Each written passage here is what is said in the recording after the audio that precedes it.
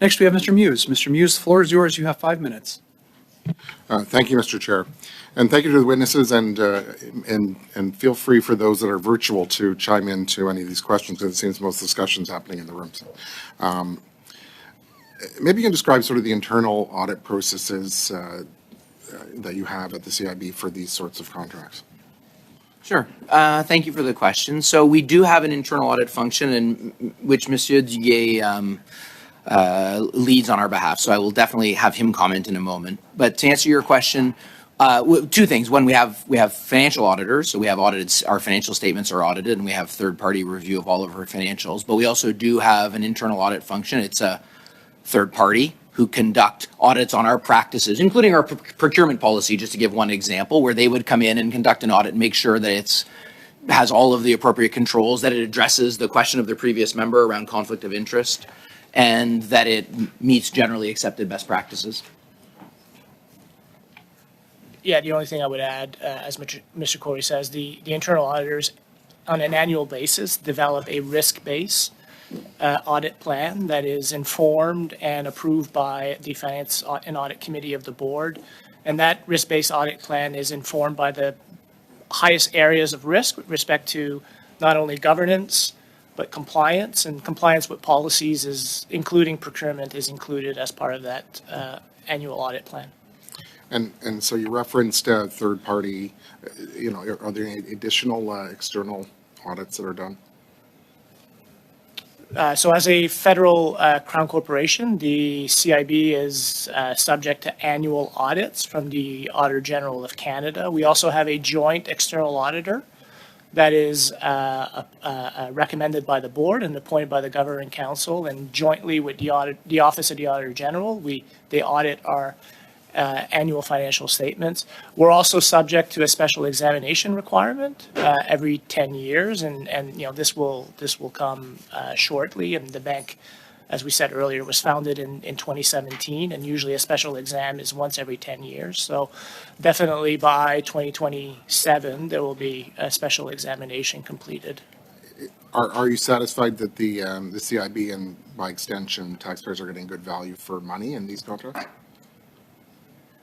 Sorry, sorry, Mr. Chair, just one clarification in these contracts. The McKinsey contracts that were.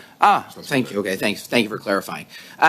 Yes, so as Mr. Duguay, I think, outlined in some of his responses, and I would just say briefly, we are satisfied. And I think the early work around both investment criteria, as Mr. Duguay said, as you're getting a place started, creating some guardrails around which investments the CIB would and wouldn't do is incredibly important to get started. And the risk management framework also, I think, they both created really good foundations. We're 5 years on, we've improved, refined, and improved both of those pieces of work, but they were, I think, really important for the time. So you to elaborate from that, you talked about in your opening about hitting the stride, but it's 6 years on. I mean, are you satisfied with that pace? I mean, 6 years on in the private sector, the business would be dead.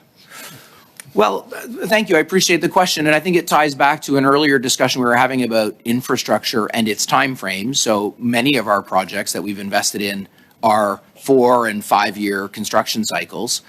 The other thing worth noting, when the CIB was created, it was explicitly created not to finance shovel-ready projects, which is often, it's such a buzzword in infrastructure, but truly shovel-worthy but stuck projects. And so I say that only to provide the context that those first few years of identifying challenging projects in our country that would not happen, the broadband, not the broadband that's getting built, because that's happening, but the broadband that isn't getting built, the electricity transmission project that is stuck, and have been some of them for decades, truly decades, meant that the early work of the CIB was very much in cultivating and nurturing those projects to a place they were investable. So yes, I think the progress, it certainly has accelerated, and right now we're really excited about where we're at and looking forward to getting lots more built. The